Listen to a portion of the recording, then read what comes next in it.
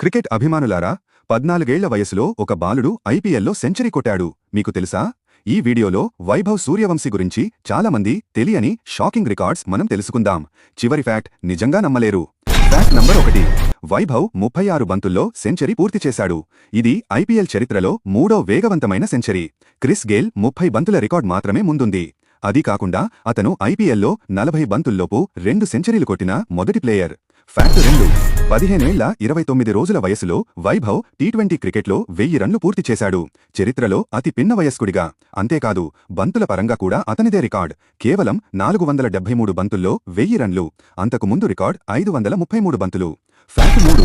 కేవలం 26 మ్యాచ్లలో 4 టీ20 సెంచరీలు. ఇది చరిత్రలో అత్యంత వేగంగా సాధించిన రికార్డ్. అంతేకాదు ఒకే ఇన్నింగ్స్లో 12 సిక్సర్లు. ఐపీఎల్లో ఒక భారతీయుడు ఒకే ఇన్నింగ్స్లో కొట్టిన అత్యధిక సిక్సర్లు ఇవే. చివరి ఫ్యాక్ట్ ఇది నిజంగా నమ్మలేరు. మ్యాచ్ మొదటి ఓవర్లోనే వైభవ్ 4 సిక్సర్లు కొట్టాడు. ఐపీఎల్ చరిత్రలో మొదటి ఓవర్లో 4 సిక్సర్లు కొట్టిన ఏ ప్లేయర్ లేడు. వైభవ్ ఒక్కడే మొదటి.